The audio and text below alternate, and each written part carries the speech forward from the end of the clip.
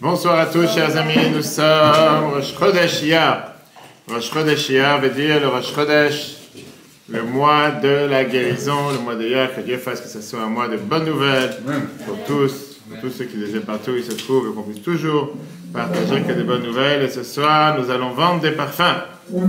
Ce soir, on va vendre des parfums. On va faire un tour de table pour savoir la réponse à la question qu'on vient de demander qui est: quel pouvoir a ton parfum?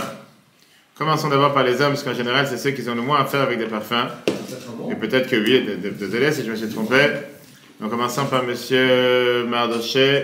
Quel pouvoir a ton parfum? Ou quel est le but d'un parfum? Je connais les réponses, mais je sais très bien. Je vais voir qu'est-ce que vous allez répondre. Quel but a un parfum? Pourquoi on met un parfum? Alors, la vérité, si tu pensais avoir 10 avec cette réponse... Non, c'est pas ça la réponse. Pour exprimer la présence. Donc quand je te dis quel pouvoir a ton parfum? Pour plaire. Ok. Exprimer la présence, pour plaire. Quoi d'autre? L'attraction. Pour plaire. Puis ça dénote une certaine personnalité. Ça dénote une certaine personnalité. Si quelqu'un a eu le malheur de mettre un parfum qui sent, je sais pas, trop fort ou trop estival ou trop floral, ou va savoir, à ce moment-là, c'est quoi le problème? Tu n'as pas donné la réponse? Monsieur Jean-Claude, c'est quoi la réponse? Quel pouvoir a ton parfum? Le pouvoir, c'est pour dire que je suis là. Juste pour dire que tu es là. Ça veut dire que si tu n'as pas de parfum, on ne sait pas que tu es là. Ça enjaille la Néchala. Ça, d'accord. Elle est rentrée dans la mystique. Laisse tomber. Redescends dans sauveteur. Je sais pas, il est rentré dans la mystique. L'odorat te court. Quel pouvoir? Qu'est-ce qu'il dit notre Cohen, Philippe? C'est pour plaire aux autres. C'est seulement pour plaire aux autres. C'est-à-dire quelqu'un qui n'est pas là avec les autres, il n'a pas besoin d'avoir du parfum. On le fait pour soi et pour les autres. On le fait pour soi et pour les autres. Donc, Et nos odeurs aussi, elles sont attirantes, mais ça met... oui, mais ça veut dire que tu dis c'est juste par rapport envers les autres. Si c'est pas envers les autres, il n'y a pas besoin d'avoir un parfum. Après, il y a une odeur naturelle qu'on dégage comme les phéromones. Et oui. Mais alors, c'est quoi la force? C'est quoi la puissance du parfum? Quel est le but du parfum? c'est une attirance. Donc, encore une fois, tout ça, c'est par rapport envers les autres. Par rapport à soi, si tu es toute seule enfermée dans une chambre, H24, 7 jours sur 7. Hein? Agréable. T'as des parfums qui sentent mauvais. Oui. Je peux te dire, il y a des parfums que tu te demandes qui c'est qui les a créés. Qu'on met dans les toilettes, par exemple, c'est pas bon. Parfum qu'on met dans les toilettes, c'est pour enlever une mauvaise odeur.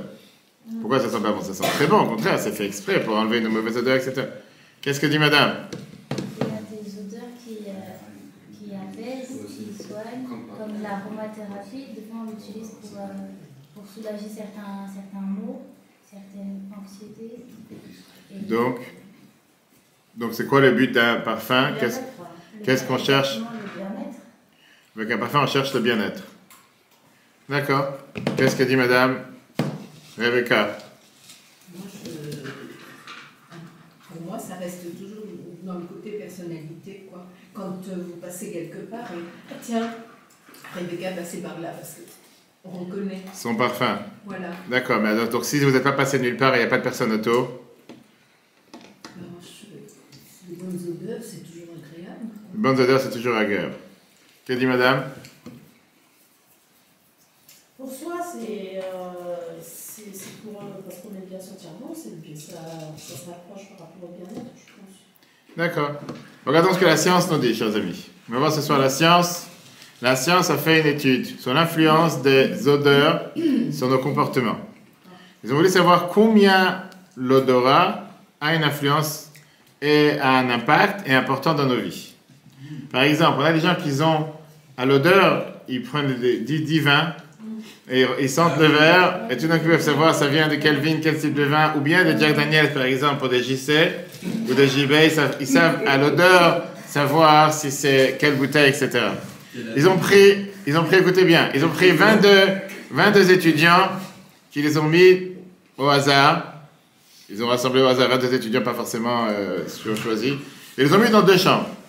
Dans une chambre, ils ont mis un seau de produits de nettoyage qui est mélangé dans l'eau et que son impact n'est pas si fort que ça et qui n'est pas tellement reconnu.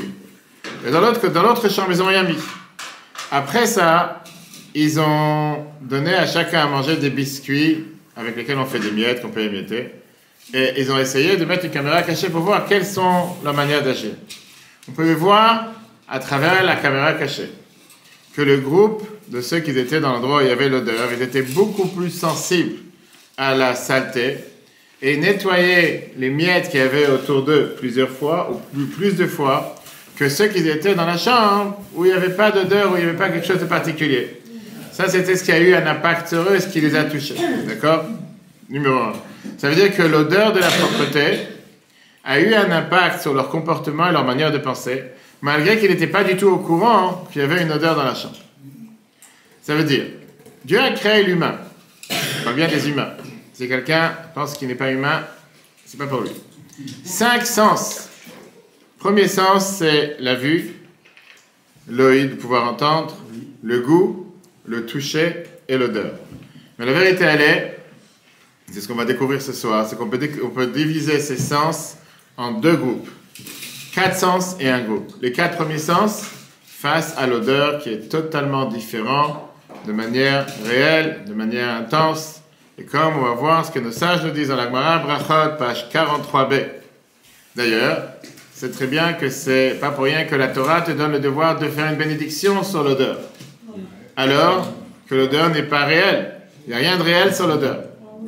Minayin, regardez la Gemara. La Gemara 43b brachot. Minayin, shemevachim al hareach. D'où on sait qu'on doit faire une bracha sur l'odeur. Shenemar, on dit ça dans la prière tous les jours dans le psaume 150. Kol ha-neshama ta'alel yudke. Que la neshama, toute âme, doit donner des louanges à Dieu. Viens, la Gemara, le Talmud te demande la question. Quelle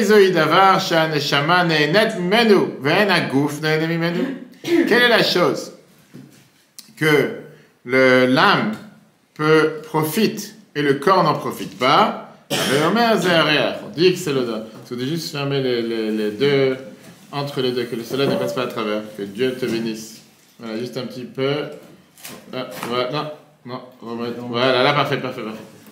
Et donc, qu'est-ce qu'on vient de voir? Que la Torah te dit clairement que l'odeur, c'est fait pour l'âme et pas pour le corps. C'est la Gemara. L'odeur, c'est le sensor, si on peut dire, de l'âme. On veut dire, c'est le pont entre la partie spirituelle qui est à l'intérieur de nous et le monde. Alors que les autres sens activent le corps et automatiquement engendrent une réponse ou une adaptation physique, l'odeur va directement vers l'âme. D'accord? On va voir en langage scientifique ce que les Chachamim ont dit dans la Gemara, et on voit comment la science approuve ce que la Gemara nous dit. C'est pas qu'on a besoin que la science l'approuve, mais la science est d'accord avec ça. Plusieurs expressions spirituelles à l'odeur. Tout d'abord, l'odeur par définition est spirituelle, n'est pas matérielle. Tu ne peux pas toucher l'odeur avec les mains. Tu peux attraper l'odeur. Tu peux mettre ça dans un sac. Tu ne peux pas voir l'odeur. Tu ne peux pas l'entendre. Tu ne peux pas le filmer. Tu vas prendre une photo de l'odeur. Tu prends une photo de la fumée qui va des encens, comme dans la photo qu'on a mis dans les cours. Il va dans l'air, et en règle générale, il est capté par l'odeur, par le nez. Deuxièmement, l'odeur est très puissante et directe, et touche directement l'âme. Le Chaim touche directement l'âme beaucoup plus que tous les autres sens. Tu ne peux pas passer à côté d'une source d'odeur et te cacher de cette odeur. Faire comme si tu l'as pas reconnu. Parce qu'on dit, tu passes à côté d'un magasin à Sephora, ou je sais pas, les autres marques, automatiquement tu sens l'odeur. Les grillades. Hein? Ou les grillades. Ou les grillades, tout à fait. Tu passes dans la rue, quand tu passes dans la rue ici à Ponton en général, tu sens tout de suite si c'est de la morue, si c'est du porc, tu sens tout de suite, même si c'est à des kilomètres, d'accord? L'odeur peut être magnifique ou peut être abominable, mais tu peux pas, automatiquement il engendre chez toi une réaction sentimentale. On dit qu'il y avait une fois une personne radin qui est partie avec sa femme pour sortir dans la rue, se passer à côté de plusieurs magasins de parfums très chers.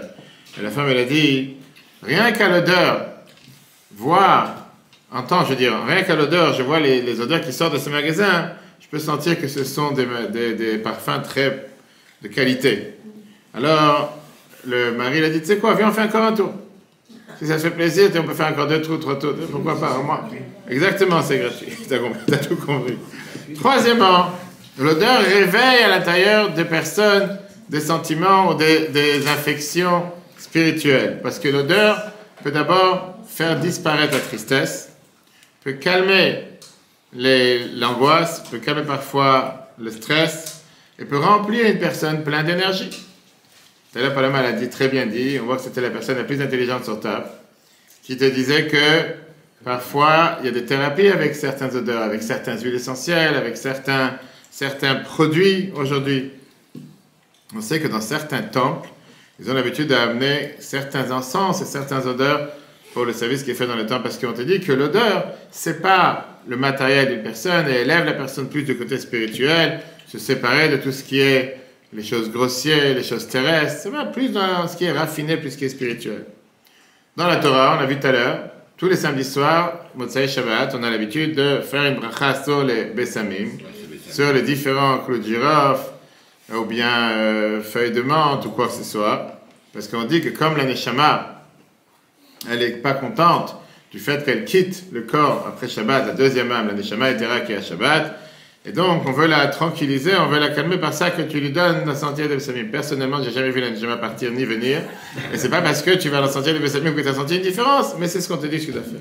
Regardez, c'est ce qui est écrit dans Rambam, Maïmonide, Shabbat, Ilchot Shabbat, chapitre 29, Halakha 29, Hanefesh do'evet et Yetziat HaShabbat, puisque l'âme, elle n'est pas tranquille à la sortie de Shabbat, le firach mesamchim umeyashvim ota, pour ça on la tranquillise avec Re'ach Tov, une bonne odeur.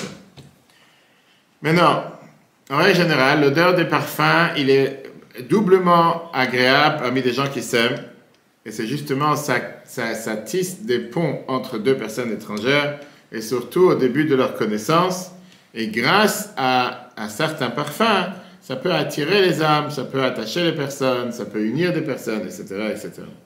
Fameuse histoire qui racontait avec un chassid riche qui a offert une fois à Admour Azaken, il a voulu donner un très beau cadeau. Il a donné une boîte de tabac en argent pur. Les boîtes de tabac qu'il y avait à l'époque, c'est que tu mets dans la poche, que les gens ils ont l'habitude de prendre des poudres, ils mettent dans les narines, et après tu entends que ça explose dans tous les sens. Donc il a donné une boîte de tabac qui pose, il a donné une boîte de tabac à Admour Azaken, mais en argent pur. Admour Azaken, il a refusé cette boîte en disant, il y a un membre dans le corps qui n'a pas de plaisir ou de fantasme matériel, et lui aussi tu veux l'abîmer. Laisse l'odorat tranquille. En deux mots, c'est pas quelque chose qui cherche à vouloir remplir des désirs et des plaisirs, quoi que ce soit. Au final, c'est connu l'histoire qu'après, il a séparé le couvercle, il a enlevé le fil qui avait entre les deux, il n'a pas cassé, une longue histoire, l'Arbi parle dessus longuement, et il a gardé le couvercle pour pouvoir mettre des filines droits sur le front tous les jours, pour utiliser chaque chose pour le bien. Ok. Viens la Megillah, on a lu ça il y a un mois, un peu plus qu'un mois, dans Megillah d'Esther, chapitre 2, et la Megillah te raconte qu'il y avait ce casting de la Miss Monde, c'est pas Miss France, c'était Miss Monde, pour le roi qui malheureusement a tué sa femme sur un coup de tête parce qu'elle n'est pas venue danser nue devant lui, et il cherchait cette jeune fille. Qu'est-ce que la Megillah nous raconte? Que quand arrivait le tour de chaque jeune fille de venir devant le roi, ils avaient l'habitude de se parfumer pendant 6 mois, et 6 mois avec des parfums et des maquillages de femmes. 6 mois. 6 mois pour essayer différents maquillages, différents parfums pour arriver à devenir la Miss Monde. Imagine-toi. La Gemara Yoma, page 39. La Gemara Yoma nous raconte qu'une Kala, une fiancée à Jérusalem, elle n'avait pas le devoir de se parfumer. Elle n'avait pas besoin de se parfumer dans les villes de Jérusalem, mais Re'ach HaKtoret, parce qu'il y avait l'odeur des encens qu'il y avait dans le temple, qui était tellement fort et tellement puissant qu'on avait déjà assez d'odorat dans tout le temple, on n'avait pas, dans tout Jérusalem, pas besoin de se parfumer. On sait aussi, la Torah nous dit, que quelqu'un qui s'est évanoui, on peut le réveiller à travers une odeur forte. C'est pour ça qu'on met une odeur forte dans le nez, on le fait respirer dans l'odeur. Regardez qu'est-ce que le Admour Haïm-Tsaï, le fils du Admour Azaken. Respirer des sels il y a quelques années. Respirer des sels. Des sels. On faisait sentir des sels. Mais quel sel, quel genre de sel? Aucune idée. J'ai jamais pratiqué ce type de sport. Je ne peux pas vous dire. L'Admour Haïm-Tsaï, le fils du Admour Azaken, nous raconte, regardez, c'est sur ça qui est basé le cours de ce soir. La terre de roche, la porte de Kippour, page 74. Un frère, je me demande, la simple fois. Après, il faudra m'expliquer comment les gâteaux sont ensemble avec les salades, mais ça, c'est pas la question après le cours. Aujourd'hui, il y a beaucoup de traiteurs qui font du sucré salé mélangé. C'est très comme terre-mer, comme cuit, cru. On est dans l'exploitation, l'exploration. La différence entre le manger et sambre foi. Je te dis la différence entre manger et un parfum. Malgré que manger renforce tes forces de la tête jusqu'aux pieds, ça te donne de l'énergie. Im yekulka lever ici un membre interne qui est abîmé, lo yoïl ma'achal que le manger, ça ne va pas l'aider. Ve'adrabe, au contraire, il calcule le net. C'est quelqu'un, il a, je sais pas, il a mangé quelque chose que, bref, l'estomac il tourne dans tous les sens. C'est pas en mangeant encore que ça va l'arranger quoi que ce soit. Puis il va faire encore des dégâts. Un refoua, mais ça m'anime parfois la médecine, la médication, le médicament de parfum, charifim fort, yiryu et un nefesh peuvent donner à revivre l'âme, l'irfouata kesam chaim comme un, pas un poison, comme un, je veux dire un médicament de vie pour guérir l'âme. Quelqu'un qui se sent mal, quelqu'un qui est brisé, quelqu'un brisé de sentir une bonne odeur, etc. On te dit aussi que parfois, une autre expression, une quatrième expression qu'il y a à la spiritualité de l'odeur, c'est que ça rappelle des souvenirs. Beaucoup d'odeurs sont attachées avec un souvenir. Et on te dit que c'est pour ça que dans beaucoup de magasins, ça c'est une technique que les gens ils ont dans les magasins pour voir, tu as appris ça dans une des formations que j'ai fait, que des fois ils te mettent une certaine musique avec une certaine odeur, un certain parfum, et que dans la tête des gens, ils se rappellent plus tard que dans tel endroit il y a eu telle odeur, tel parfum, c'est pour ça qu'il veut revenir dans tel magasin, etc., qu'il est attiré par telle odeur, par tel parfum, c'est un des moyens comment faire en sorte que les gens reviennent dans le magasin. Mais on te dit qu'il y a un goût, qu'une odeur, parfois rappelle des souvenirs d'enfance à une personne. Des odeurs de la maison de la grand-mère, du nettoyage de la maman, ou bien les plantes qu'il y avait dans la maison, ou qu'il y avait dans le village, etc. De l'autre côté, la Torah nous raconte sur Yaakov qui est rentré habillé avec les habits de Esav, et quand Yitzhak il a senti les odeurs, qu'est-ce qu'il dit? J'ai l'odeur du champ que Dieu a béni. Et les commentateurs nous disent que ça avait l'odeur du Gan Eden. C'est pas possible ici, que Esav il est rentré, ça sent le Gan Eden en rentrant, il y a quelque chose qui n'est pas clair. Ou il y a eu une usurpation d'identité, ce qui était la réalité, ou bien il y a quelque chose qui s'est passé qui n'est pas dans les normes. Alors comme j'ai dit tout à l'heure, quelle est la supériorité, quel est l'avantage de l'odorat? Pourquoi c'est tellement puissant, pourquoi ça a tellement d'importance, etc. Et donc premièrement la science nous dit que c'est attaché avec l'endroit où se trouve l'odeur dans le cerveau. Le nez, c'est le seul sens qui est attaché directement au centre du cerveau et il ne passe pas par les deux sphères ou les deux différents côtés, l'hémisphère droite ou gauche. Il va directement vers le cerveau. Et donc, il n'est pas ni traduit, ni contracté, ni concentré. Deuxièmement, cet endroit dans le cerveau qui est attaché avec l'odeur, il est attaché avec la partie sentimentale et souvenirs. Et donc, automatiquement, l'odeur est directement attachée avec les souvenirs et les sentiments. Ça, c'est la partie scientifique. Mais il y a une explication beaucoup plus profonde qu'écrit le tzaddik Rabbi Elimelech Shapira, des grands auteurs chassidiques. Et lui, il te dit que tous les sens, je le traduis directement, dans Hadar Aleph Tet, tous les sens rappellent la faute d'Adam Arishon, parce que là-bas, dans la faute du premier homme, de premier Adam, il s'est utilisé avec différents sens. Vater et Aisha, la Torah nous dit la femme, elle a vu, on parle du sens de la vue. Vatikar Mipirio, elle a pris du fruit, on parle du toucher. Vatochal, elle a mangé, le sens du goût. Vaishmo, ils ont entendu, entendre. Mais là-bas, on ne parle pas de l'odeur. Ça veut dire qu'on voit que dans la faute de l'arbre de la connaissance, 4 sens sur 5 ont été touchés avec cette faute, alors que l'odeur n'a pas été touchée comme les autres sens. Et c'est pour ça que jusqu'à aujourd'hui, le sens de l'odorat est resté spirituel et la neshama, l'âme, en profite plus que le corps. Alors que les premiers 4 étaient mélangés dans l'arbre de la connaissance, et c'est pour ça qu'ils ont été détériorés, ils se sont éloignés de la spiritualité. L'odeur ne faisait pas partie. Et donc, elle est toujours spirituelle. Maintenant, après tout ça, une fois qu'on a fait toute cette introduction par rapport au parfum et aux odeurs, après on demandera les marques de parfum que chacun utilise.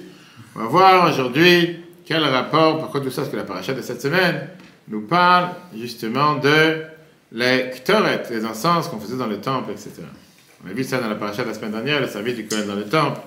Et on voit ça aussi dans la paracha de cette semaine. Qu'est-ce que Dieu cherche à avoir des encens dans le temple? Réach nichoach, une bonne odeur pour Dieu, on dit ça dans la prière sans arrêt. Et qu'on te dit que ça, c'est ce qui pardonnait les fautes du peuple juif. C'est ça ce qui était le plus important, le moment le plus intime, que le grand prêtre rentrait dans le Saint des Saints le jour de Kippour. Pourquoi faire? Pour amener des encens. Rien d'autre à faire, vraiment, c'est ça qu'il cherchait à faire. Comme j'ai dit, c'est la paracha qu'on a lue ce Shabbat, et en général, elle est toujours attachée à Harimot Kedoshim, toujours attachée ensemble, les deux parachutes avec celle de cette semaine. Et la Torah te dit que quelqu'un pouvait parfois faire des choses contre la volonté de Dieu toute l'année, et arrive le jour de Kippour, il était blanchi. C'était quand le grand prêtre rentrait dans le Saint des Saints, Le monde, il arrive à ce moment-là à sa perfection. Et il y avait cette union de trois choses à la fois, de l'homme, l'espace et le temps. L'homme le plus saint, l'espace le plus saint et le temps le plus saint. Au moment de la Torah, quand on a reçu la Torah à Mont Sinaï, qu'on est en train de se préparer maintenant en comptant le Homer tous les jours, on te dit que Ve'ar Sinaï Ashan Kulo, le mont Sinaï était entouré de fumée.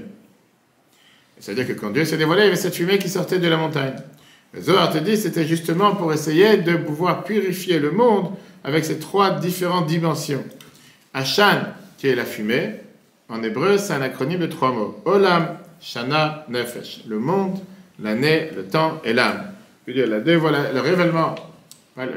révélation de Dieu au mont Sinaï pénétrait dans l'espace, dans le temps et dans l'homme. C'est exactement la même chose qui se passe dans le Saint des Saints, le jour de Kippour. L'homme le plus élevé, qui était le grand prêtre, l'âme, rentrait dans l'endroit le plus saint, qui est le Saint des Saints, dans le temps le plus saint de l'année, qui est le jour de Kippour.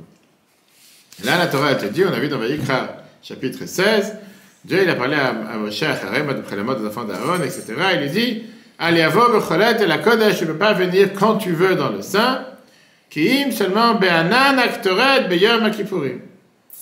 Contrairement aux enfants d'Aaron qui ont passé toutes les frontières, qui sont entrés dans le Mikdash, dans le Saint, qu'on n'avait pas le droit de faire. Aaron devait faire attention, il n'avait pas le droit de passer à travers ce rideau qui fermait le Saint des Saints, à part une seule fois. Avec quoi il pouvait le faire? Il pouvait le faire avec l'encens, le Ktoret, le jour de Kippour. C'était fait comment cet encens? Avec 11 différentes épices, odeurs, on dit ça, le Ktoret, tous les matins. C'était réuni du monde entier. On les prenait depuis la mer morte, Yamamelach, jusqu'au Far East, jusqu'au l'endroit où aujourd'hui on a l'Inde, la Thaïlande, l'Asie, etc. C'était un code secret. Comment les fabriquer? Comment faire cette odeur particulière d'un mélange? Aujourd'hui, dans les épices, c'est un mélange de toutes différentes épices pour ceux qui cuisinent, etc. Là, c'était exactement. Il y avait seulement une famille de Cohen à Jérusalem qui était capable et qui connaissait le secret. Comment fabriquer ces encens? On le faisait d'abord tous les jours. Chaque matin, chaque soir, le Cohen avait l'habitude de prendre des braises avec une pelle particulière, des braises qui brûlaient sur le Mizbeach, l'autel extérieur, qui était le Mizbeach Achitzon, et ces braises qui étaient sur l'autel où on amenait tous les sacrifices, et il les posait après dans le Mizbeach Apnimi, l'autel intérieur, qui était le Mizbeach Aktoret, dans lequel on faisait les encens qu'on a sur le Chal en bas. Sur ces braises, qui étaient du charbon, il dispatchait quelques grammes de mélange de ces encens, ça se réchauffait avec le feu, et l'odeur et l'arôme, etc., se dispatchaient dans tout le temple. On était là jusqu'à dans tout Jérusalem. Le moment le plus élevé de l'année qu'on amenait ces encens, c'était le jour de Kippour. Le grand prêtre avait l'habitude de rentrer dans le Saint des Saints, il prenait une pelle avec les braises du Mizbeach. La deuxième main, il prenait une poignée de ce mélange de ces encens, il rentrait comme ça dans le Saint des Saints. Il mettait cette pelle sur le parterre, entre les bâtons du Harod, de l'Arche Sainte. Il dispatchait les encens sur les braises et il ne sortait pas jusqu'à ce que toute la chambre se remplisse de cette fumée, de ces encens. Après ça, il sortait et il priait, la fameuse prière qu'on prie tous les jours de Kippour, que ce soit une année de grâce, une année qui soit avec une abondance matérielle, qu'une femme ne fasse pas de fausses couches, qu'on n'ait pas besoin de la parnassa l'un de l'autre, etc. En deux mots, quand tu demandes à quelqu'un quel était le plus grand service du grand prêtre, le jour le plus important de l'année, dans l'endroit le plus saint, qu'est-ce qu'il faisait dans le Saint des Saints? Il travaillait pour Sephora. Si tu peux dire, ou je sais pas s'il travaillait pour Christian Dior, pour Chanel, ou pour Dior, je sais pas. Il amenait des encens. Maintenant, quel rapport entre amener des encens dans le Saint des Saints qui séduisait, si on peut dire, Dieu à vouloir pardonner les fautes du peuple juif? En deux mots, s'il n'y avait pas ces encens, pas de pardon. Ah, maintenant que tu as amené un parfum, maintenant tu as amené les encens, bravo. Il y a quelque chose derrière. Quel est le pouvoir de cette odeur? Quel est le pouvoir de ces encens? La force, c'était une force particulière. Une force tellement puissante de purifier, de guérir, de même amener le pardon pour le peuple juif. Ça ne se terminait pas seulement dans le temple, mais c'était même connu pour pouvoir arrêter des épidémies à l'époque. La Torah nous raconte qu'il y a eu cette fameuse épidémie après l'histoire de Korach. Et Moshe leur donnait à Aaron de prendre des ktoret, martat, ktoret, de prendre la pelle d'encens, de courir parmi tous ceux qui ont été touchés par l'épidémie, le Covid à l'époque. C'était le Covid, je ne sais pas 19, c'était autre chose. Et l'épidémie s'est arrêtée. La Gemara nous dit que Moshe lui-même, il a entendu ça de l'ange de la mort, qui lui a dévoilé le secret comment les ktoret, comment les encens peuvent stopper l'épidémie, comme c'est écrit dans la Gemara à Shabbat 88. Avec cette arme, ce moyen de destruction massive, nos sages se sont utilisés pendant de nombreuses années. Le Zohar nous raconte que Ravacha, sage de la Gemara, il est arrivé au village de Tarsha et il a entendu qu'il y avait là-bas une épidémie qui s'est tombée beaucoup de morts. Ravacha, il a dit de dire le Pitum Aktoret, la fameuse paragraphe qu'on dit dans les Torah tous les matins, l'épidémie s'est arrêtée. C'est connu aussi ce que le Zohar écrit dans le volume 2, page 218b, qu'en disant Pitum Aktoret tous les matins, il faut penser au Ktoret qu'on amenait dans les temples, et c'est d'ailleurs la raison pourquoi on le dit, et ça te protège de tout le mauvais penchant, de toutes les mauvaises choses. C'est pour ça qu'on dit tous les matins dans la prière. Et la question que j'ai demandé tout à l'heure qui se renforce, qu'est-ce qu'il y a dans l'odeur des encens, de ce parfum qui peut calmer les colères, qui peut apaiser les différentes rigueurs qui peuvent exister? Quel bénéfice ou quel profit Dieu est là d'une odeur d'encens que tu as ramené de plusieurs pays du monde, voire jusqu'à de l'Inde ou de l'Asie, etc. Alors, qui est professionnel à la matière? Qui a déjà essayé des centaines d'encens? Moi, Vas-y, allez-y. d'Asie, qui viennent d'Asie, mais c'est frelaté maintenant, les produits ne sont plus. C'est chimique, tout est chimique aujourd'hui. Même le muscle, c'est pas du vrai muscle. Voilà, c'est ça, donc bon, ça sent bon, mais. Voilà. Oui, mais les odeurs, c'est toujours les mêmes odeurs. Oui. Sauf que c'est chimique. Bien sûr, mais c'est pas bon pour la santé. Pas bon pour la santé. Donc vous êtes anti-parfum. Pardon? Vous êtes anti-parfum. Ah, pas du tout, pas du tout. Alors qu'est-ce que ça dit, c'est pas bon pour la santé? C'est ce qui. Vous n'êtes pas en train de les manger, vous les mangez pas à la cuillère. Non, je les mange pas. D'accord. Mais je les respire. Je les respire. C'est pas bon. C'est pour ça que les gens y vapotent aujourd'hui. Ok. C'est ce qui m'empêche pas de. Oui. De les mettre. Qu'est-ce que dit Madame Paloma? T'es pour ou contre? Pour les... Parfum? Pourquoi? C'est mauvais pour la santé. Et en tant qu'humain, ça me fait du bien, mais pour Dieu, j'aime pas comprendre. Ok, mais c'est ce qu'on est pour ça qu'on est là ce soir. Monsieur JC? C'est complexe. C'est pour ça que tu es contre les parfums. Ça apporte, ça donne des envies, c'est agréable, puis ça situe où on est, ça situe ce qu'on veut faire. Mais sans plus. Là, on t'a dit que ça arrête des maladies, on dit que ça arrête... Imagine-toi qu'ils auraient découvert ça avec le gouvernement. Avant le vaccin, avant tout, ils auraient mis des encens partout. Tu n'aurais pas eu besoin de faire ni de vaccins, ni de médicaments, ni de masques. Dans les avions, ils devraient mettre des encens. Ok. Ça a étonné énormément beaucoup de commentateurs. Ça peut aussi stimuler, le parfum agréable donne envie de faire. Ok. Quand ça sent pas bon... T'as des gens qui travaillent dans les endroits où ça sent pas bon toute la journée.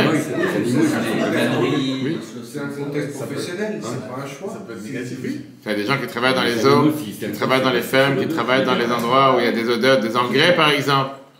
C'est pas forcément les meilleures odeurs, mais c'est dans le travail toute la journée. On parle bien du parfum qu'émane des encens. Oui. D'accord, pas le parfum que. Pourquoi pas? C'est un dérivé, c'est ce qui est venu aujourd'hui.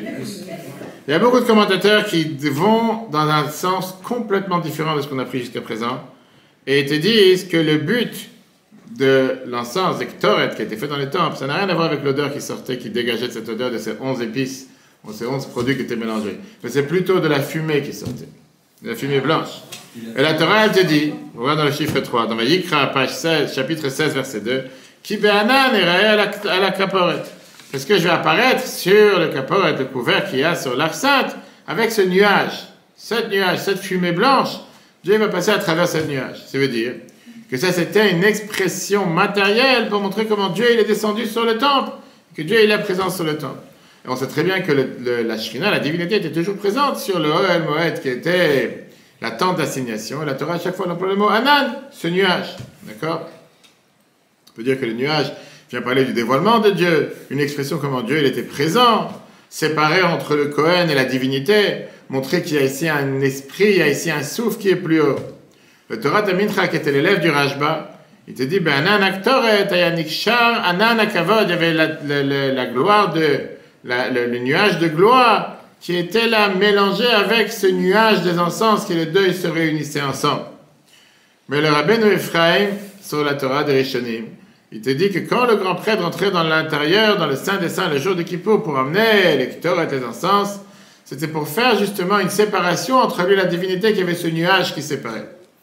Ok, même si on va dire que les Ktoret c'était pour les nuages, on ne va pas dire que c'est ça le seul but. Parce que pour ça, tu as besoin d'avoir 11 épices qui sont mélangées, etc. Parce que pour avoir des nuages blancs, aujourd'hui tu prends un appareil que tu loues chez Kiloutou, et tu peux mettre sur un podium ou sur une estrade et tu envoies de la fumée blanche. Aujourd'hui tu as ça dans beaucoup d'événementiels. Tu n'as pas besoin d'avoir 11 sortes d'épices ou de produits qui sont totalement séparés les uns des autres. Et la Torah, elle te dit clairement que que l'odeur des encens, ça causait du nachadrouar, de la satisfaction à Dieu. Et c'est pareil qu'on a dit par rapport à arrêter l'épidémie. Donc c'est sûr qu'il y avait quelque chose de particulier avec l'odeur. De l'autre côté, on voit comment Rambam lui-même, dans le Guide des Égarés, il te dit clairement qu'il y avait un avantage particulier avec l'odeur.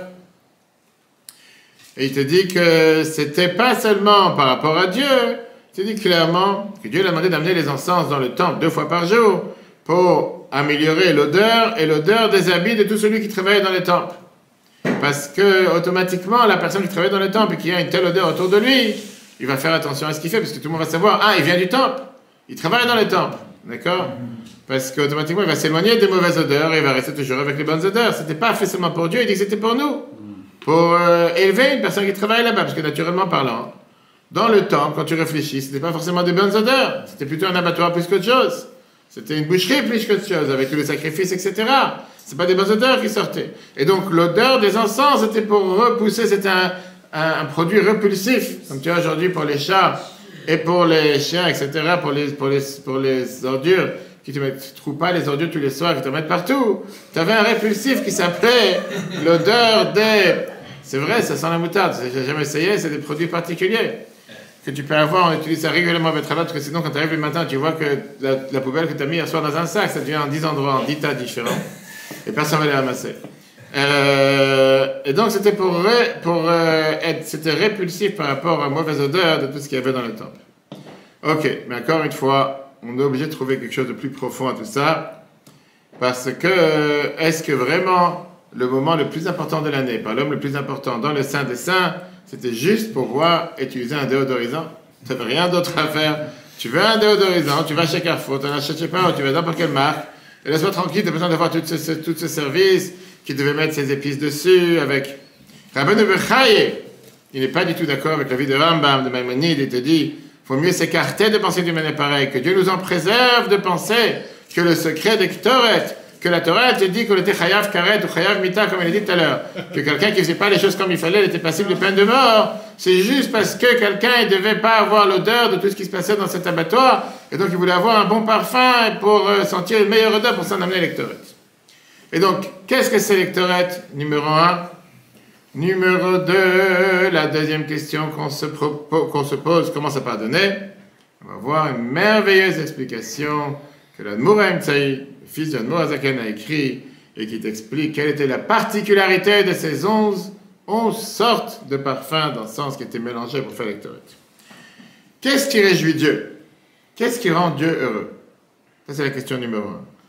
Qu'est-ce qui a fait en sorte que Dieu est plein de satisfaction et plein de plaisir?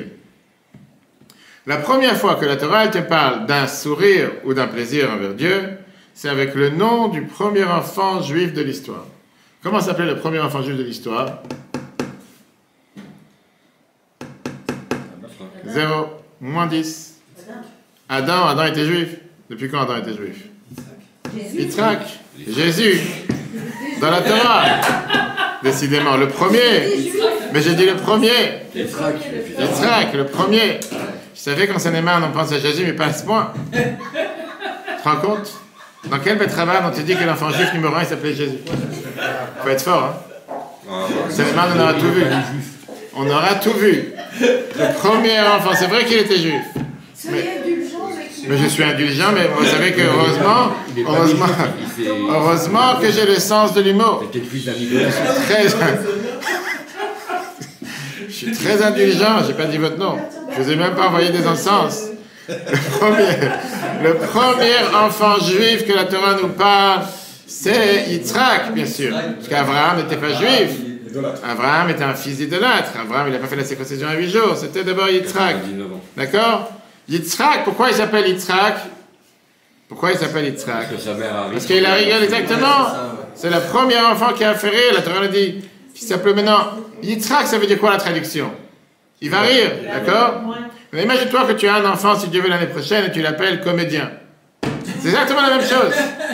Qu'est-ce que ça veut dire que des parents ils donnent un nom à un enfant Yitzhak parce qu'il a rigolé? C'est ce que la Torah te dit. C'est quoi cette blague? Depuis quand tu donnes un tel nom à un enfant? Regardez Bereshit, chapitre 17. Vayomer Elohim, Dieu dit à Abraham, Aval Sarah Ishtecha, mais Sarah, ta femme, elle aura un enfant, elle aura un garçon, Vekarata et Shemo Yitzhak, tu l'appelleras Yitzhak. Rashi te dit pourquoi Yitzhak? Al-Shem Yitzhak, à cause du sourire. Comme sa mère s'est éclatée de rire, donc on l'appelle Yitzhak. C'est-à-dire, tu as un enfant, tu l'appelles comédien parce que ta mère elle a rigolé tout à l'heure. Ou bien Rashi continue sur les 10 nisyonotes, les 10 épreuves qu'il a eu Abraham, les 90 ans de Sarah quand elle a eu Yitzhak, les 8 jours quand il a fait la circoncision, et les 100 ans d'Abraham, ça fait Yitzhak. Ok. C'était quoi le verset du rire? Le verset 26, Vatomer Sarah, elle disait quand elle a su que Dieu lui a dit que tu allais voir un enfant. Trok asali Elohim. Dieu se moque de moi, il m'a fait rire. Kol ha-shomer ha-Yitzhak hakli. Tout celui qui m'entend, il va s'éclater de rire. Quoi? Une femme de 90 ans, je vais voir un enfant, elle s'éclater de rire. Je lui ai dit, tu sais quoi? Ta punition, ça sera que ton fils, tu l'appelleras comédien. D'accord? Ça, c'est ce qui s'est passé. C'est le premier nom qui a été donné par Dieu. C'est aussi mon nom, c'est pour ça qu'on a beaucoup d'humour, c'est fait exprès. Dieu, il a créé le monde pour avoir du plaisir, pour rire. Maintenant, qu'est-ce qui se passe? Pourquoi quelqu'un rit en général? Quand il est surpris par quelque chose, une nouveauté, quelque chose qu'il ne s'attendait pas. Les gens rigolent quand ils attendent à entendre une chose et d'entendre autre chose. La bonne humour peut parfois donner la permission à une personne de regarder la réalité d'un angle différent. Ça libère une personne. Ça fait que les choses sont beaucoup plus light. Je dis, j'ai appris tout ça du Rabbi. Combien dans les dollars du dimanche, les gens venaient avec un véhicule très sérieux, etc. Tout d'un coup, le Rabbi disait, pas dire une blague, mais avec de l'humour, le Rabbi savait comment faire passer le message de manière tellement simple, d'avancer dans la Torah, toujours avec de l'humour, avec gentillesse, pas avec un visage rigide, dur, etc. Il y avait un enfant russe, aujourd'hui c'est très tendance, il a eu une fois une thèse, il a eu un projet. Il a eu un projet, un rapport de faire à l'école. Pourquoi tu aimes la Russie? Et donc, il a demandé à son père, il a dit, il va faire toute une étude, il va faire une enquête. Comment? Non. Et il a demandé à son père, pourquoi tu aimes la Russie? Son père dit, j'aime pas la Russie. Il a demandé à sa mère, pourquoi tu aimes la Russie? Sa mère dit, j'aime pas la Russie. Il a demandé à sa soeur, pourquoi tu aimes pas? Elle a donné la même réponse. Donc, il a pris une feuille, il a dit, moi j'aime la Russie parce que personne l'aime. Puisque personne n'aime, pour ça je l'aime. La vérité, elle est que le fait même d'avoir ce plaisir vient d'un plaisir qu'on dit. Quelqu'un qui rigole tout le temps, il y a quelque chose qui ne va pas avec lui. Quelqu'un que tu vas dans la rue, tu marches, tu vois quelqu'un qui s'éclate de rire pour un rien, tu te demandes si c'est pas l'hôpital psychiatrique qui l'a relâché. Il y a quelque chose. D'accord. Oui, c'est vrai que je dis avec les apôtres, tu vois pas les gens, les gens ils parlent tout seuls. Les gens ils parlent dans un portail, ils parlent tout seuls, tu ne vas pas parler, etc. Mais non. Quelqu'un qui mange des pizzas de temps en temps, pourquoi pas? Quelqu'un qui mange des pizzas avant Pessah. Quelqu'un que la seconde après Pessah, qui s'acharne sur une pizza parce que le pauvre, ça fait 8 jours qu'il n'a pas vu la pizza, on ne va pas pitié sur lui. Mais je vous garantis que quelqu'un qui travaille dans une pizza et qui fait des pizzas toute la journée, je ne sais pas s'il mange des pizzas tous les jours. Je pense pas. Je pense que ça lui sort du nez. Et donc, pareil, quelqu'un il s'éclate de rire quand il voit un singe qui est sur un vélo, par exemple. Et quand il voit un homme sur un vélo, il ne va pas s'éclater de rire. Et ce matin, je faisais du vélo, je voyais quelqu'un dans ta rue qui marchait avec un perroquet, avec un perroquet sur l'épaule, avec une grande chaîne, pas une chaîne, avec une corde. Je me suis dit, mais c'est quoi cette corde? Même un chien, il n'a pas une corde si grande. On va savoir, le perroquet va partir. Le pauvre, il ne va pas s'enfuir. Le monde, en règle générale, si on peut dire, c'est une image de qu'est-ce qui peut nous réveiller à être joyeux. Pourquoi? Parce qu'avec tout ce que les gens ils essaient d'atterrir sur la planète Mars ou de trouver l'atome ou d'atterrir sur la Lune, tu peux avoir la plus grande force, c'est quelqu'un qui est parfois amer et que néanmoins il va toujours fermer sa bouche, il va se retenir pour ne pas faire mal à l'autre. Quand quelqu'un il rigole en général, le premier rire que la Torah te dit, c'est quand tu as eu un homme de 100 ans et une femme de 90 ans qui n'avait aucun moyen d'avoir des enfants et qu'après elle a eu un enfant. Maintenant, ça c'est une histoire que la Torah elle te raconte pour t'enseigner quelque chose. Premier enfant juif qui est né d'une telle union. Je dis, va raconter aujourd'hui à quelqu'un qui n'a jamais découvert le peuple juif. Il dit, d'où vous venez? Il fait, oui, la première grand-mère elle avait 90 ans, mon grand-père elle avait 100 ans, c'est comme ça que je suis arrivé sur terre. Demande-lui d'où tu parles. De quoi tu parles? C'est quoi cette histoire? Va raconter ça à quelqu'un d'autre. Ne pas raconter ça, c'est quelque chose qui n'est pas réel. À Jérusalem, il y avait une grand-mère qui est riche, qui aimait faire des cadeaux à ses petits-enfants. Son plus grand plaisir, c'était d'acheter une montre très chère à ses petites filles dès qu'ils se sont mariés. Elle avait un magasin fixe à Géoula, dans un des quartiers de Jérusalem, où elle allait avec sa petite fille. Avant, quand elle se fiançait, elle lui achetait la plus belle montre qu'il y avait dans le marché, dans le magasin. Arrive la dernière petite fille. Et la grand-mère elle a décidé d'acheter une montre en or avec des diamants, 20 000 shekels. Grande somme, à l'époque une fortune. La Kala, elle était tellement heureuse, elle met la montre le jour soir du mariage, c'était un bijou que tout le monde regarde. Et la Kala, la fiancée, elle était très contente. Il se lève le lendemain du mariage, et qu'est-ce qui se passe? La montre, elle a disparu. Comme d'hab. La montre, elle n'est pas là. Il renverse la maison dans tous les sens, il regarde les enveloppes avec les chèques, il renverse la poubelle, il cherche partout, il n'y a pas de montre. La fiancée, elle était totalement perdue. Elle a eu tellement honte d'aller au Sheva Brachot le lendemain soir.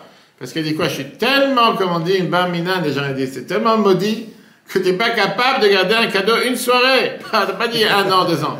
Une soirée, tu n'es pas capable de faire attention. Tu donnes un cadeau à un enfant et une montre. 2 semaines après, il y a des rayures. Ça va, ça a duré 2 semaines. Je parle en connaissance de cause. Mais pas une soirée, tu as tout perdu. Bref. Et elle était tellement dégoûtée, quoi. En plus, elle a perdu un cadeau qui coûte tellement cher. Et elle essayait de tout faire pour ne pas rencontrer sa famille. On va savoir comment ils vont l'insulter, comment ils vont se moquer d'elle, etc. Passe 6 mois.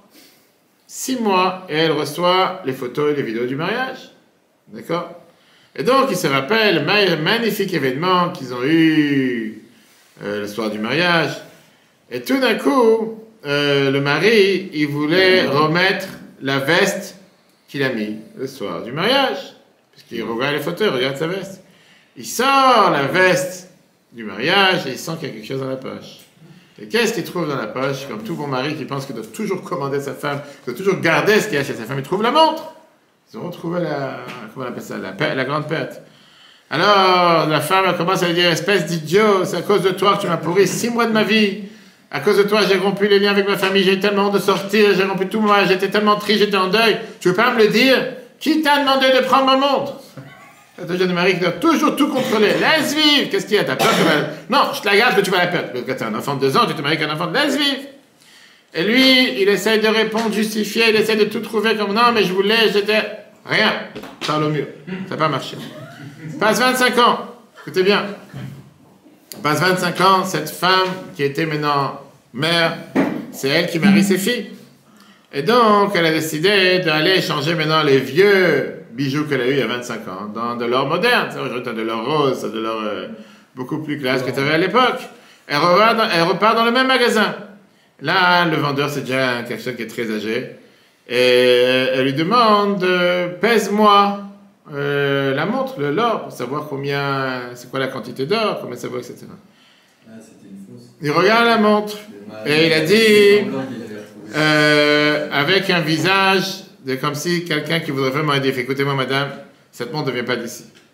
Va à l'endroit où tu l'as acheté et tu vas recevoir encore peut-être 2 centimes pour chaque gramme d'or. Mais non, pour chaque gramme d'or qui est à l'intérieur, mais ici, elle ne vient pas d'ici. Elle retourne à la maison. Elle va dans sa chambre à coucher. Elle ouvre le tiroir avec la boîte de la montre, avec le, vous savez, il y a toujours la garantie, les tampons, etc. Et elle a vu que l'achat de la montre s'était acheté 6 mois après le mariage. Qu'est-ce qu'elle a compris?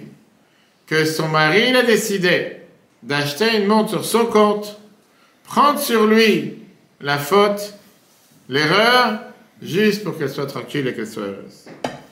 Le mari, là, c'est vraiment. Il ne s'est pas pris une claque. Et il a perdu l'argent, et il a acheté la montre, et il a acheté les cadeaux, et il se prend les hontes, et il se prend les claques, et il dit rien. Imagine-toi, combien de mariés comme ça sur terre? J'y sais. Le contraire, ce marié a dit la phrase suivante: Dieu, il m'a fait un rire, et Sarah a dit, se moque de moi. Pourquoi? Parce qu'elle était en train de dire, comme quoi, quand tu as quelqu'un que Dieu te donne tout ce qu'il faut matériellement, Et toi, tu transformes ce matériel en spirituel, que les choses du monde t'empêchent pas à faire la Torah et les mitzvot. Et au contraire, tu manges pour servir Dieu, tu bois pour servir Dieu, tout ce que tu fais, c'est pour servir Dieu. Pareil, les affaires, tu fais pour servir Dieu. Automatiquement, c'est le plus beau cadeau que Dieu te donne. Le matériel, Dieu il est heureux de t'a donné ce matériel pour pouvoir le servir. Là était la farce, si on peut dire, des encens. C'était, soi-disant, vouloir tout transformer la nature. Du début jusqu'à la fin, c'était pour inverser ou radoucir tous les rigueurs qu'on a dit tout à l'heure. D'abord, la quantité des parfums qu'on a dit tout à l'heure. La Torah, la Gemara nous dit qu'il y avait 11 différentes sortes. Pourquoi 11? Pourquoi pas 5? Pourquoi pas 8? 7? Pourquoi 15? Pourquoi 11? On connaît les chiffres 10, que le 10 c'est une perfection. Les 10 phrases avec lesquelles Dieu a créé le monde, les 10 attributs avec lesquels Dieu a créé le monde, un tzibour, une minyan, c'est 10 personnes. Mais pourquoi tout d'un coup la Torah, les 10 commandements, pourquoi tout d'un coup la Torah te parle ici de 11? Parce qu'on dit que le chiffre 11 en général c'est un chiffre négatif. Pourquoi c'est un chiffre négatif?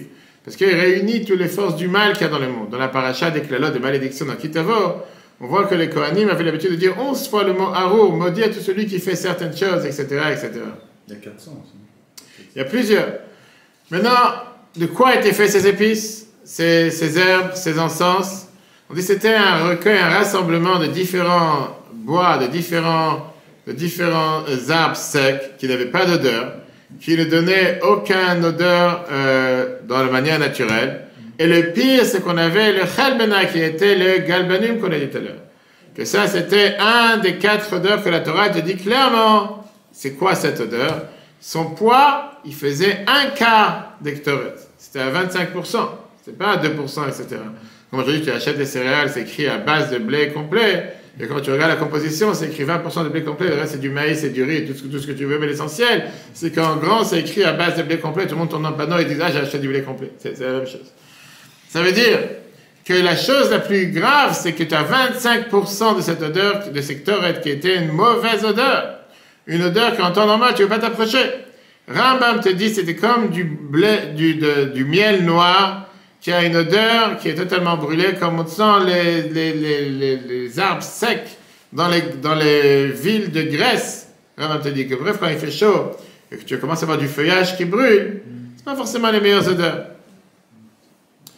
Et ça a l'air plus aux odeurs avec lesquelles on va faire peut-être du goudron ou autre chose. Et là était la spécialité, le miracle qu'il y avait dans l'Ektoret. C'était de savoir transformer le mal en bien. Savoir trouver le bien qu'il y a dans le mal et de transformer quelque chose de négatif en positif. Prendre une plante qui a une tellement mauvaise odeur, mettre à l'intérieur 10 autres odeurs qui sont totalement naturelles, que naturellement parlant, ils n'ont aucun goût et aucune odeur, les rassembler au chiffre 11, que naturellement c'est quelque chose de négatif, et de ça en faire sortir l'odeur la plus belle pour les Ktoret. Ça, c'était la manière comment Dieu pouvait rire sur le monde. Et bien sûr, ça a un impact directement avec quoi? Ça a un impact avec avec le service qu'il y avait dans le temple chaque jour. Parce que le Ktoret venait rappeler à Dieu et au peuple juif ensemble qu'on peut faire des fautes, mais qu'on apprend de nos erreurs et que le peuple juif il est capable de transformer quelque chose de négatif en quelque chose de positif. On est capable de transformer une faute même volontaire en mérite. Le Ktoret, ça enveloppait la faute avec une dénonciation, avec une proclamation que le passé négatif te fait passer directement vers le positif, et c'est comme ça que les fautes, même les plus volontaires, sont transformées en quelque chose de positif. À travers quoi? À travers l'Ektoret. Et maintenant, on va comprendre le fameux débat qu'il y avait entre les plus grands sages de l'époque, Rabbi Yochanan et Rabbi Abaou. Ils ont débattu entre qui est le plus grand, le tzaddik ou le Baal Tshuva. Celui qui a fait des erreurs et qui répare ses erreurs, celui qui n'a jamais fait d'erreur. Rabbi Yochanan il te dit, combien les Baalei Tshuva sont importants, quelqu'un qui a fait Tshuva, mais ils ne sont pas du niveau du tzaddik. Il n'a jamais fauté de sa vie. Lui, il est pur, limpide, aucune erreur. Rabbi Abaou, dans la Gemara Brachot, page 34, il vient et te dit que dans l'endroit où Baal Tshuva se trouve, même les tzadikim les plus totaux, les plus parfaits, les plus entiers ne peuvent pas se placer. Quelqu'un qui a fait Tshuva le plus haut, parce que c'est écrit Shalom, Shalom, la Rachok ve la Karov. Dieu, il accepte d'abord ceux qui se sont éloignés et après ceux qui se sont rapprochés. Resh Lakish, il te dit à la fin de la Gemara Yoma, qui est la Gemara de Kippour, Gdola Tshuva, la Tshuva est tellement grande, comme on a vu ça dans les cours de Tanya qu'on peut voir sur l'application Torah sur Google et Apple. que les fautes volontaires se transforment en mérite? Voilà la question qui se demande. Une question très dure. Comment, tu vois, quelqu'un qui a fait des erreurs, qui a pas fait Shabbat pendant 10 ans, 20 ans, 30 ans, 40, 50, 60, 70 ans, qui a mangé du porc pendant 50 ans, comment lui, il peut devenir plus élevé qu'un tzaddik? C'est comme ça, quelqu'un va déjà fait des erreurs pendant 20 ans. Et après, je vais être encore mieux qu'un tzaddik. Comment un tzaddik, il peut perdre du fait qu'il n'a jamais fauté? C'est quoi toute sa faute? Qu'il n'a jamais fait d'erreur. Pour ça, il est puni. Et c'est la question que le Maharsha demande à la Gemara. Brachot, là-bas sur place. Et il te demande aussi de Yoma, qu'est-ce que ça veut dire qu'on te dit que les fautes volontaires se transforment en mérite? Ça veut dire quoi? Que ça vaut la peine de faire des erreurs. Il faut être un délinquant toute ta vie. Après, une minute avant, si pas à 50 ans, tu dis, j'efface tout, tu fais tchouva. J'espère l'explication que le Tanya, chapitre 27, nous explique. On a vu ça dans les cours de Tanya qu'on peut revoir sur l'application de Torah. Pourquoi tchouva, il est plus élevé qu'un tzaddik? Parce que ce qu'il a créé, ce qu'il crée, est beaucoup plus important. C'est vrai que le tzaddik, il n'a rien détruit. Mais il n'a pas non plus créé quoi que ce soit de particulier. Il fait son train-train, on va dire, sa vie normale. Rien de particulier. On va dire, il a gardé ce qu'il a reçu depuis le départ. Il a une certaine éducation depuis sa jeunesse et il continue comme ça. Alors qu'un Baal Tshuva, il a dû avoir des forces qui ne sont pas de ce monde. Pour se battre avec ces forces. Et il n'y a pas plus grande satisfaction aux yeux de Dieu que de produire quelque chose de nouveau. C'est trop facile de venir dans une communauté où il y a tout qui existe et tu viens, hein? Tu travailles dans la communauté, tout existe déjà. Tu viens dans un terrain où il n'y a rien et là-bas de créer quelque chose de néant, ça c'est quelque chose qui est beaucoup plus difficile, qui est beaucoup plus appréciable aux yeux de Dieu. 20 ans pour le faire, ce n'est pas simple. Qu'est-ce qu'on apprend de tout ça? Qu'est-ce qu'on peut tirer des ktoret, des encens, maintenant qu'on est en exil et que malheureusement on n'a pas de temple, on n'a pas d'encens et quoi que ce soit, quand le feu du temple ne brûle tellement plus? D'abord, la vie nous réserve tellement de défaites. C'est à toi que je te dis. Et à chacun d'entre nous. Si quelqu'un il pense qu'il a que des réussites, qu'il change de planète. Si quelqu'un il pense que dans la vie tu peux avancer sans tomber, tu peux changer de planète. La vie est faite de combats, de défis à remonter. Et spirituellement et matériellement, tu avances un pas, tu recules de pas. Tu avances un deuxième pas, tu recules de pas. Mais au final, sur le long terme, c'est comme dans la bourse. Si tu investis pour un jour, tu ne vas pas investir. Si tu investis pour une semaine non plus. S'il y a n'importe quelle crise, je retire mon argent, laisse tomber. Si tu investis, tu dis, pour 10 ans, j'oublie. Sur 10 ans, tu vois que tu as eu des hauts et des bas. Mais sur le long terme, tu as gagné. Sur le long terme, tu n'as pas perdu. D'accord? On n'attend pas de nous. Dieu n'attend pas de nous que chaque moment, chaque instant soit un instant parfait. Un instant que tu n'as jamais fait d'erreur. On a le droit à l'erreur. C'est pas si grave, ça fait une erreur. Tu as quelqu'un, tu lui demandes de venir au minyan dimanche matin, tu dis, j'ai mal au corps, j'ai mal ici, j'ai mal là, je ne peux pas venir. Un exemple. Ça arrive. Tu as envie de lui mettre une claque, tu lui dis quoi? Moi, j'ai pas mal. Tu dis, non, mais t'as des gens qui ont toujours des excuses à 2 balles. Finalement, il est venu, il est assis à côté de moi. Finalement, il est venu. Mais, des fois, tu as des gens. On est tous à non, tu as des gens, des fois, tu leur dis, fais ça, telle chose. Je suis fatigué, je n'ai pas la force, je ne vais pas venir, je viens de rentrer. Chacun avait des excuses. Tu sais quoi? Si moi, je devrais mettre toutes les excuses que j'ai sur la table pour dire, j'ai pas la force de faire un cours, des fois, tu dis, bien sûr, si on veut s'entendre, pourquoi pas? Chacun voudrait avoir une vie facile, une vie simple, une vie qui n'a pas de surprise. Mais une vie sans surprise, c'est une vie tellement monotone. C'est une vie où il n'y a pas de rigolade, il n'y a pas de satisfaction. Ni dans le monde en haut, comme je disais tout à l'heure, quelqu'un qui voit des pizzas H24, il n'est pas intéressé à voir des pizzas. Il en voit tellement, ça ne l'intéresse pas, ça ne lui parle pas. Si on veut sourire, si on veut faire que Dieu sourie, on doit être capable d'être des gens imprévisibles. Imprévisible veut dire quoi? De pouvoir se surpasser, se surmonter, de savoir comment transformer le négatif en positif. Ne pas avoir peur du négatif. Ne pas avoir peur de la défaite. Et rire le plus fort quand tu as une défaite. Que tu sais que tu vas remonter. Quand tu appelles des gens à venir, on a le gala dans 1 mois et demi, tu appelles des gens, tu dis, chacun avec ses excuses. Quelqu'un peut t'envoyer balader le plus difficilement possible, tu t'éclates de rire. Et si tu vas prendre ça mal au cœur, tu vas pas pouvoir l'appeler le lendemain. Au contraire, savoir rire face à la plus grande difficulté. Et quand tu ris face à une difficulté, tu sais comment surmonter cette difficulté. Concrètement, si on est tombé, si on a fait une erreur, on doit amener des encens. Qu'est-ce que ça donne les encens? Dis-toi, je vais réparer. Je vais réparer automatiquement, ça va donner un nouveau sens à ce qui s'est passé.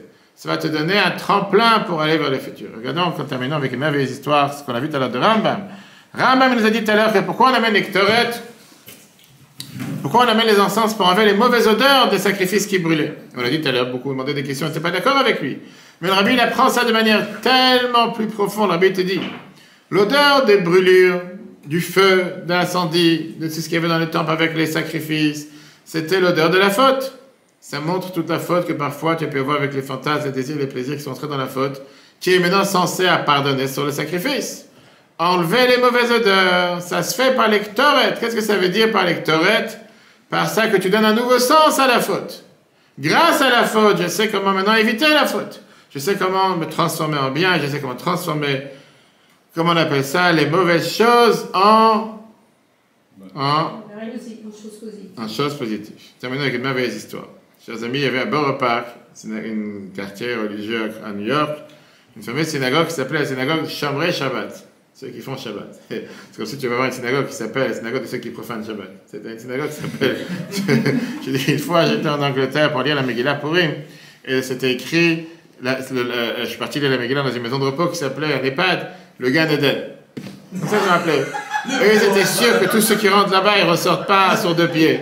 Ils ressortent dans un cercueil. Pour ça, ils ont appelé ça le Gan Eden. Là, c'est bon. Moi, je suis parti lire là-bas la Megillah. Et bien sûr, c'est pour rire, il faut rire, il ne faut pas seulement rire pour rire toute l'année. Donc je dis, si vous pensez un instant que vous êtes au Gan Eden, je ne sais pas où vous êtes, mais c'est sûr que vous n'êtes pas au Gan Eden. C'est les pauvres, ils sont avec des chaises roulantes, avec des tuyaux, avec des infirmières qui n'écoutent même pas, et l'autre il est en train d'appeler 3 fois sur la sonnerie, l'autre il ne répond pas. Tu penses que ça c'est Gan Eden? Laisse-moi tranquille. Et quand tu dis aux gens, quand tu leur dis où vous êtes, tu es au Gan Eden, tu n'es pas au Gan Eden. C'est toujours une... Ok, il y a des gens qui sont comme ça. Ok, pourquoi pas. Mais non. Exactement, vous avez appelé le Gan Eden, que désirez-vous? Vous aurez une place. Ok. Bref, donc ils sont à la synagogue Shomrei Shabbat. Il y a beaucoup d'offices tous les jours, il y a beaucoup de gens qui viennent prier, etc. Très connu, et surtout c'est très connu parce qu'il y a une chambre de thé, un coin thé café comme il y a ici. Et beaucoup de juifs ils viennent là-bas pour ramasser de l'argent, et chacun se sent à la maison, il se sent tranquille. Et tu as une chambre avec tous les types de thé qu'il y a dans le monde, et chacun il va chercher son thé. Comme il y a OL, enfin, celui qui va avec le prix OL, tu as une dizaine, une quinzaine de sortes de thé que tu n'as jamais vu nulle part ailleurs. Tu trouves ce thé juste OL, qu'aucun d'entre eux a un goût particulier. Et c'est des thés que tu ne les achèteras jamais, et quand tu les as OL, tu dis tel goût, va savoir. Ok. Derrière c'est quoi, ce qui s'est passé derrière cette synagogue? Pourquoi ça a été construit de cette manière? Il dit qu'il y avait une fois un garçon et une fille qui se sont rencontrés pour le but de s'y fiancer. Et le jeune, il a vu que Mincha, et bientôt il va faire nuit. Il n'a pas encore fait Mincha aujourd'hui. Donc il a demandé pardon à la jeune fille en disant, écoute, on est en train de sortir ensemble, en date, on est en train de sortir pour... Mais je dois aller prier. Et il a prié très rapidement, il n'a pas le temps, il a une fille qui l'attend. Et elle était tellement dégoûtée, quoi, on va balader le bon Dieu pour moi? Ça m'intéresse pas de marier quelqu'un pareil. Maintenant, celui qui les a mis ensemble, il a essayé de voir ce qui se passait. Elle a dit, regarde, il a oublié de faire Mitra. On peut le comprendre. Il veut faire Mitra, ça me dérange pas. Mais pourquoi il a pris comme ça en 2 secondes? Ça montre que c'est quelqu'un qui n'est pas intéressé. Et lui, il n'a pas essayé de se justifier. Il a dit, oui, elle a raison. C'est ce que j'ai fait, que je suis être humain. Et j'ai une fille qui m'attend. On veut la faire traîner. J'ai dit, voilà, je vais Mitra. Bon, ça va. J'ai dit à Dieu, tu sais quoi, des fois tu fais du 180, c'est pas la fin du monde. Ok, mais il y a quelque chose d'autre qui s'est passé. Lui, il a décidé, pas seulement que je vais réparer cette prière, mais je vais faire en sorte que d'autres juifs aussi vont mieux prier. Il était jeune, il a pris un grand projet à l'époque, je vais construire une synagogue. Il a fait ramasser de l'argent, il a ramassé des grandes sommes, il a construit cette synagogue Shomrei Shabbat. Avec cette chambre de thé, comment on appelle ça, c'est café, gâteau, etc. Que tout celui qui veut, il peut prendre un thé, un café, après s'asseoir tranquillement et prier. Enfin, c'est dizaines d'années. Ce jeune, il est maintenant âgé, et il a vu un panneau dans la rue avec une annonce sur un décès. Et il voit que c'était cette jeune fille qui s'était rencontrée avec elle il y a de nombreuses années. Il a demandé à la famille ce qu'il fait faire passer l'enterrement à travers la porte de la synagogue. Des fois, on passe par l'endroit où la personne a prié, etc. Le lit, il arrive, il demande d'ouvrir les portes, et il raconte comment lui, il a perdu de se fiancer avec cette fille à cause du fait qu'une prière, il n'a pas fait comme il fallait. Et comment il a transformé ce manque en tremplin pour une élévation. Et il dit, tu vois cette synagogue, en parlant à la personne défunte, et tu vois cette synagogue, les centaines de personnes qui viennent prier ici tous les jours, qui boivent un thé, un café, et qui prient comme il faut, tu sais, c'est grâce à qui? Tout est grâce à toi. Ça, c'est grâce à toi, parce qu'une chose mauvaise que j'ai faite, j'étais capable de transformer quelque chose de bien. Mais on ne parle pas ici des décisions par le bon terme. Ça, c'est un enseignement magnifique sur la paracha de cette semaine, chers amis. Qu'est-ce que ça veut dire? Les ktoret, les encens, et particulièrement, quand on est dans le mois d'Iyar, on vient de commencer Rosh Chodesh Iyar aujourd'hui, le mois de raffinement personnel. C'est ce qu'on fait tous les jours avec le compte du Homer. Chaque jour, on raffine encore un trait de caractère. La bonté, la rigueur, l'harmonie, et chaque fois, on essaie de réparer étape par étape. Et donc, si on doit se rappeler un mot de ce soir, Ne pas oublier de mettre du parfum. Mais se dire que le parfum, c'est pas un cover-up, c'est pas juste une couverture. Les encens qu'il y avait dans le temple, c'était pour se rappeler le fait que Dieu rigole et il sourit, il est satisfait qu'on est capable de transformer les choses négatives en choses positives. Transformer nos erreurs en pas seulement leçon d'apprentissage, mais surtout en tremplin pour avancer et évoluer. Et quand Dieu voit qu'on fait une chose pareille, il nous donne tous les moyens possibles et imaginables de pouvoir réussir. Chodesh Tov, le cours sera en replay sur l'application eTorah, eTorah sur Google et Apple. Très bonne journée à tous et si Dieu veut, à la semaine prochaine.